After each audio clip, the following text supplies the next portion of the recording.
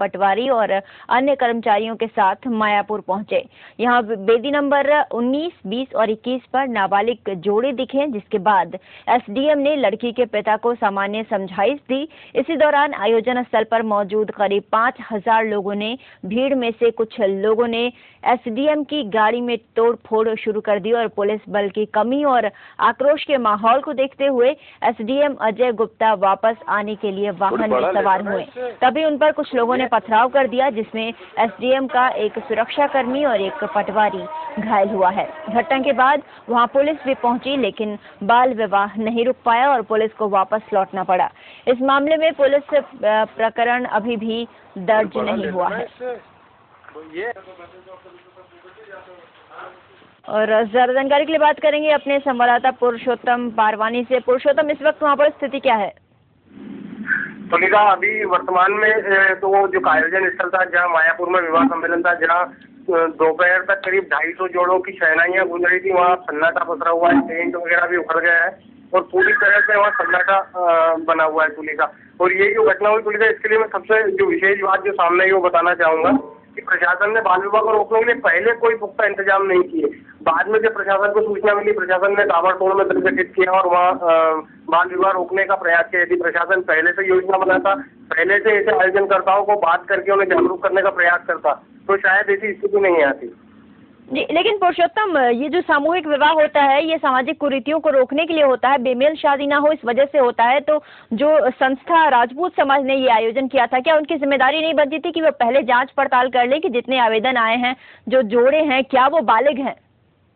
तुलिका, मैं आपको बताना चाहूंगा कि जो सबसे मूल बात है, मालवा में जितने भी सामूहिक विवाह सम्मेलन होते हैं, उसमें यदि कोई बाल विवाह भी होता है तो आयोजनकर्ताओं का एक तर्क होता है कि यहाँ एक आना और बोना की रस्म होती है। यहाँ छोटी उम्र में भी, बाली उम्र में भी यदि विवाह हो जाता है तो इसके अगले दिन से ही उन्हें दंपत्ति के रूप में साथ रहने की छूट नहीं दी जाती, बल्कि विवाह के बाद लड़का अपने घर, लड़की अपने घर रहती है। जब वो बालिग हो जाते हैं, जब वो पूरी तरह से एक दूसरे को समझने के लायक हो जाते हैं, तब उन्हें एक दंपत्ति के रूप में रहने के लिए छोड़ा जाता है। उससे पहले आना बोना की रस्म होती है। और इसी बात को लेकर के आयोजनकर्ता भी ये तर्क देते हैं कि बाल विवाह ये एक तरह से वो रिश्ता तय करते हैं, एक अनुबंध करते हैं। तुलिका जी, पुरुषोत्तम, एसडीएम की टीम पर पथराव हुआ है और सुरक्षाकर्मी और पटवारी घायल हुए हैं। क्या कोई एफआईआर दर्ज कराई गई है?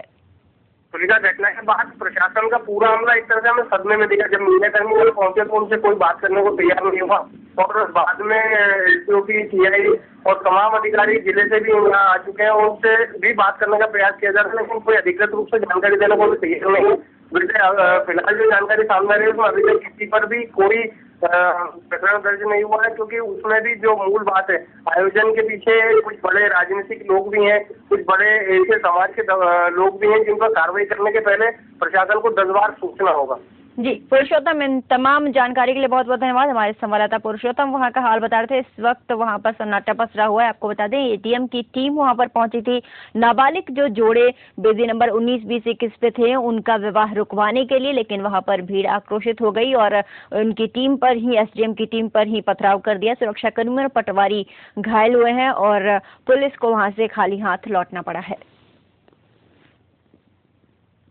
चल रहा है, जो 45 की टीम गठित की गई, RI रखा गया उसके साथ, और हम लोग गए बाल विवाह देखने तो काफ़ी भीड़ एकत्रित थी। कुछ 8 वर्ष के बालिका, 6 वर्ष की बालिका थी और तो उसके स्टेटमेंट लेने के लिए जैसे ही बोला गया तो समाज में थोड़ा सा उन लोगों ने विरोध दर्शाया, क्योंकि भीड़ काफ़ी थी और विरोध काफ़ी हो रहा था। तो हम लोग थोड़ी भीड़ थोड़ी आक्रोशित हो गई थी। कुछ उसमें तत्व भी मौजूद थे। उन लोगों ने ऐसा कोशिश की कोशिश करी कि दबाव में ले अधिकारियों को, फिर हमें वहाँ से निकलना ही उचित समझा।